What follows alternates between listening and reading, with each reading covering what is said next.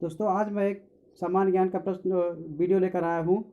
सभी प्रतियोगी परीक्षाओं के लिए बहुत ही इम्पोर्टेंट वीडियो होगा और अच्छे अच्छे प्रश्न इसमें समाहित किए गए हैं जो आपका बहुत ही इम्पोर्टेंट एग्ज़ाम आपका यूपी ट्रिपल एससी पेट के लिए है और बीएड एंट्रेंस एग्ज़ाम के लिए बहुत ही अच्छा सीरीज ये है आपका।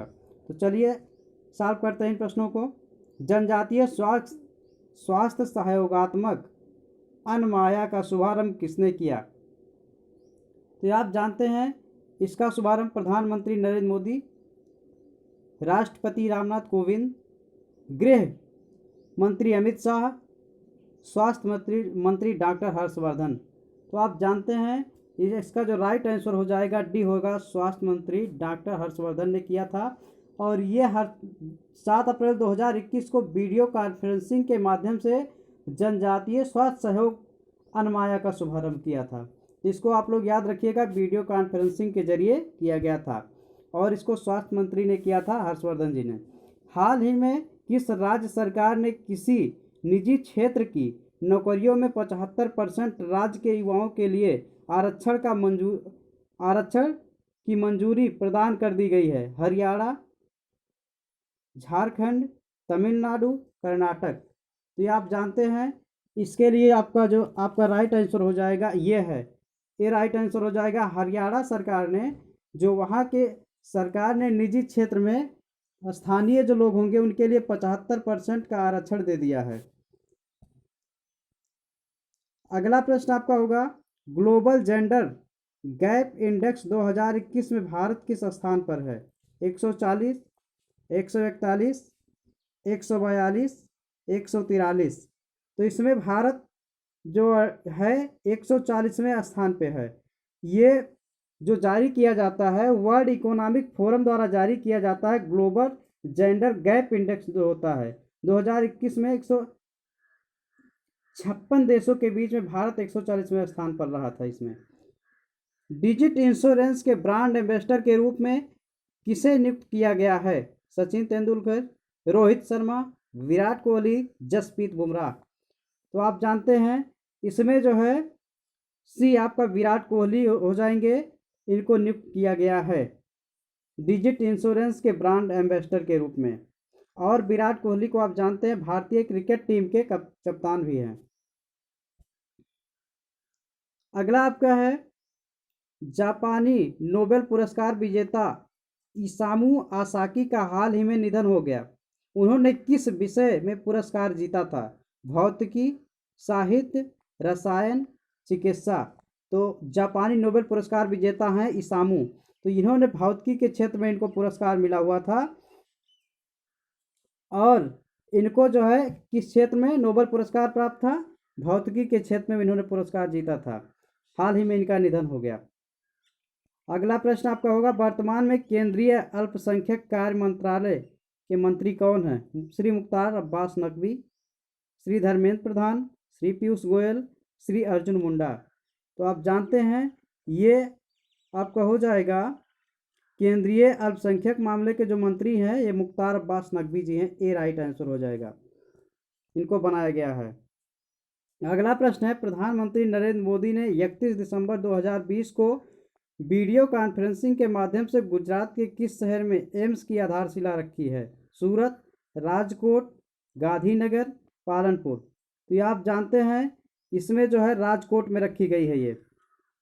ये प्रधानमंत्री मोदी द्वारा 31 दिसंबर 2020 को राजकोट में एक एम्स की आधारशिला रखी है और एम्स बनेगा अस्पताल। अगला प्रश्न होगा, भारत का निम्न में से कौन सा खिलाड़ी मात्र 44 दिनों के अंदर सभी फॉर्मेट के अंतर्राष्ट्रीय क्रिकेट में डेब्यू करने वाला पहला भारतीय बन गया है? तो आप जानते हैं दीपक चहर, शार्दुल ठाकुर, शुभमन गिल, बी नटराजन। तो ये आपका हो जाएगा जो है बी नटराजन जी जो हैं ये तीनों फॉर्मेट में 44 दिनों के अंदर आ गए हैं। तीनों फॉर्मेट आपका क्या होता है? T20, वनडे और टेस्ट जो होता है ये डेब्यू कर लिए हैं। अगला आपका जो होगा, वर्तमान में भारतीय प्रतिभूति विनियम बोर्ड सेबी के अध्यक्ष कौन है? ये प्रश्न पूछा जाता है। अजय त्यागी, राजीव चोपड़ा, शशि शंकर, आर माधवन। तो आप ये जानते हैं ये सेबी के अध्यक्ष अजय त्यागी हैं। सी राइट आंसर, ए इसका राइट आंसर हो जाएगा अजय त्यागी।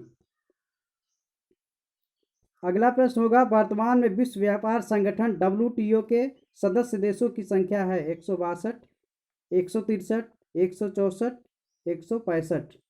तो ये जो आपके इसके सदस्य देश हैं WTO के, इसके सदस्य देशों की संख्या 164 है। और इसका जो 164वां सदस्य लास्ट देश है वह अफगानिस्तान है और इसका मुख्यालय जिनेवा में स्थित है।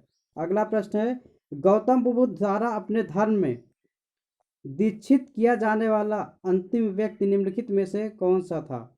आनंद, सारिपुत, मोगललान, सुभद्र। तो ये आप जो था ये आपका डी राइट आंसर हो जाएगा। अपने जीवन के अंतिम में गौतम बुद्ध ने अपने शिष्य चुंद के यहाँ पहुँचे थे और तो ये आपका शुभ बद्ध हो जाएगा। अगला प्रश्न आपका होगा, अलाई दरवाजा का निर्माण किस सुल्तान ने कराया? इल्तुतमिश, बलबन, अलाउद्दीन खिलजी, फिरोज तुगलक। तो इसका निर्माण सी अलाउद्दीन खिलजी ने करवाया था। अलाई दरवाजा का निर्माण अलाउद्दीन खिलजी ने करवाया था और ये कुतुब मीनार के निकट करवाया था, इसका निर्माण करवाया था। इसको बनाने में पत्थर संगमरमर के द्वारा बना हुआ था। यह 1311 ईस्वी में बन करके तैयार हुआ था, 1311 में। 1857 के विद्रोह को किस उर्दू कवि ने देखा था? मीर तकी मीर, जोक, गालिब, इकबाल। तो यह जो था जो 1857 का विद्रोह था इसको मिर्जा गालिब ने स्वयं देखा था अपनी आंखों से। तो ये हो जाएगा मिर्जा गालिब, सी राइट आंसर हो जाएगा आपका। ये जो 1857 का विद्रोह हुआ था स्वयं अपनी आंखों से इन्होंने देखा था। अगला प्रश्न है, संसार अस्थिर और क्षणिक है, निम्न में से किससे संबंध है? बौद्ध, जैन, गीता, वेदांत। तो यह आपका जो है ए से संबंधित है, बौद्ध दर्शन से संबंधित है। अगला प्रश्न आपका है, ईस्ट इंडिया कंपनी के किस अंग्रेज गवर्नर को औरंगजेब द्वारा भारत से निष्कासित किया गया था? Aungier, sir John Child, sir John Gayer, sir Nicholas सेट्टी। तो ये जो था आपका ये बी इसका राइट आंसर हो जाएगा, गवर्नर जॉन चाइल्ड था, इसके द्वारा जो है निष्कासित किया गया था। आपको इस चैनल पे कोई भी फीस या किसी प्रकार का पेमेंट पे नहीं करना होता है, फ्री में आप चैनल को सब्सक्राइब कर लीजिए और आने वाले सभी वीडियो को आप देखते रहिएगा। अगला प्रश्न होगा, किस भारतीय क्रांतिकारी ने सुभाष चंद्र बोस को इंडियन नेशनल आर्मी के गठन में सक्रिय सहयोग दिया था? बटुकेश्वर दत्त, रास बिहारी बोस, राम प्रसाद बिस्मिल, सूर्य सेन। तो ये जो आपका हो जाएगा राइट आंसर इसका हो जाएगा सुभाष चंद्र बोस और ये जो है बी इसका राइट आंसर हो जाएगा। ये आपका हो जाएगा B right answer, Subhash Chandra Bose से पहुंचे थे वहां पे टोक्यो में। उसके बाद रास बिहारी बोस ने सुभाष चंद्र बोस के पक्ष में भारतीय स्वतंत्रता लीग की अध्यक्षता पद से त्याग दे दिया था, तो रास बिहारी बोस जी ने दिया था। चंपारण आंदोलन से कौन संबंधित नहीं था? राजेंद्र प्रसाद, अनुग्रह नारायण सिन्हा, JB कृपलानी, जयप्रकाश नारायण। तो ये आपका हो जाएगा डी, चंपारण आंदोलन से के साथ JB Kripalani, D right answer इसका हो जाएगा, संबंधित नहीं था जयप्रकाश नारायण।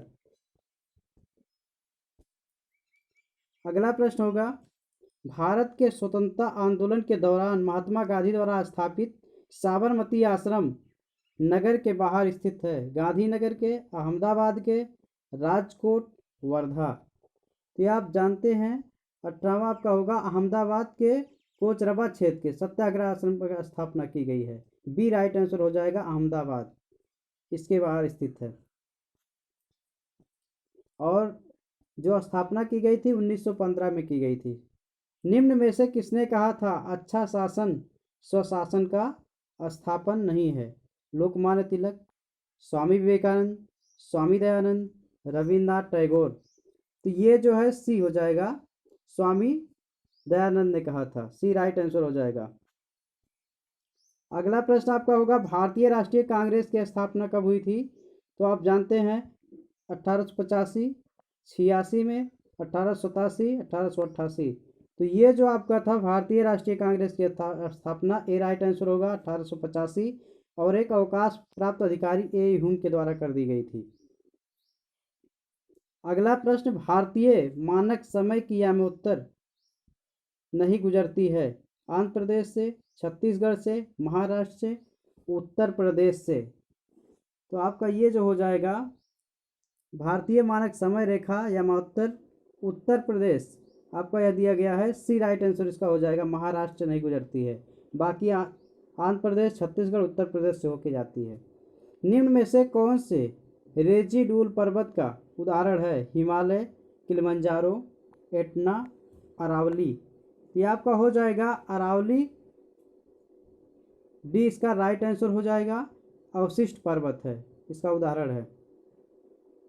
अगला प्रश्न होगा, विंध्य शैलों में जिसके बृहद भंडार पाए जाते हैं वह है? चूना पत्थर, बेसाल्ट, लिग्नाइट, लौह एक्स। ये हो जाएगा आपका ए राइट आंसर हो जाएगा। इसमें स्थूल मध्य में सूक्ष्म कण वाले बलुआ पत्थर पाए जाते हैं। भारत के तेलंगाना राज्य की राजधानी है? हैदराबाद, विशाखापत्तनम, पणजी, सिलवासा। तो तेलंगाना आप जानते हैं हैदराबाद इसकी राजधानी है। जो आपका 2 जून 2014 को आंध्र प्रदेश से विभाजित होकर के तेलंगाना नया राज्य आपका बना दिया गया था, इसकी राजधानी हैदराबाद कर दी गई थी। तो 2 जून 2014 को किया गया था, आंध्र प्रदेश से अलग किया गया था। निम्न में से किस राज्य में अनुसूचित जाति के लोगों की संख्या सबसे अधिक है? बिहार, पश्चिम बंगाल, उत्तर प्रदेश, पंजाब। यहाँ आपको बताना है अनुसूचित जाति। तो ये आपका हो जाएगा, जो राइट आंसर हो जाएगा सी आपका राइट आंसर हो जाएगा। 2011 की जो जनगणना है उसके अनुसार बिहार हो जाएगा, उत्तर प्रदेश, पश्चिम बंगाल, उसके बाद पंजाब का स्थान आता है। तो आपका बिहार राइट आंसर हो जाएगा, सी उत्तर प्रदेश हो जाएगा। अगला आपका होगा, सेरीकल्चर का संबंध है मत्स्य उत्पादन से, अंगूर उत्पादन से, रेशम उत्पादन से, फूल उत्पादन से। ये आपका हो जाएगा सी इसका राइट आंसर हो जाएगा, रेशम उत्पादन से। सेरीकल्चर रेशम उत्पादन से होता है। मत्स्य आप जानते ही एक्वाकल्चर होता है, जबकि अंगूर का जब प्रयोग शराब बनाने के लिए किया जाता है तो वह विनिकल्चर कहलाता है। इसको याद रखिएगा, आपको पूछा गया प्रश्न है। एकाधिकार का अर्थ क्या होता है? एकल क्रेता, अनेक विक्रेता, एकल विक्रेता, अनेक क्रेता। तो आपका राइट आंसर हो जाएगा जो सी हो जाएगा। अगला प्रश्न आपका है, सेज का पूर्ण रूप क्या है? विशेष आर्थिक क्षेत्र है, स्पेसिफिक इकोनॉमिक जोन, विशिष्ट आर्थिक क्षेत्र है, स्पेशल इकोनॉमिक जोन, वरीय आर्थिक क्षेत्र है, सीनियर इकोनॉमिक जोन, उपरोक्त में से कोई नहीं। तो ये आपका हो जाएगा बी इसका राइट आंसर हो जाएगा, विशिष्ट आर्थिक क्षेत्र होगा, स्पेशल इकोनॉमिक जोन हो जाएगा। सेज का पूर्ण रूप। भारत में सर्वाधिक दुग्ध देने वाली बकरी की नस्ल? बारबरी, जमुनापारी, काली बंगाली, बीतल। तो आप बी इसका राइट आंसर हो जाएगा, जमुनापारी होता है। अगला प्रश्न आपका हो जाएगा, भारत में मुद्रा एवं साख का नियंत्रण किया जाता है? सेंट्रल बैंक ऑफ इंडिया द्वारा, industrial development bank of India द्वारा, भारतीय रिजर्व बैंक द्वारा, भारतीय स्टेट बैंक द्वारा।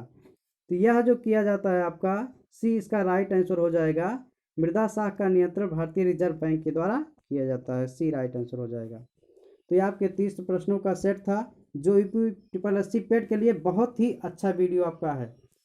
तो वीडियो अच्छा लगेगा इसको लाइक कीजिएगा और शेयर आप ज़रूर कीजिएगा, मत भूलिएगा। और चैनल आप सब्सक्राइब अवश्य कर लें, जिससे आपकी पढ़ाई चलती रहे। धन्यवाद।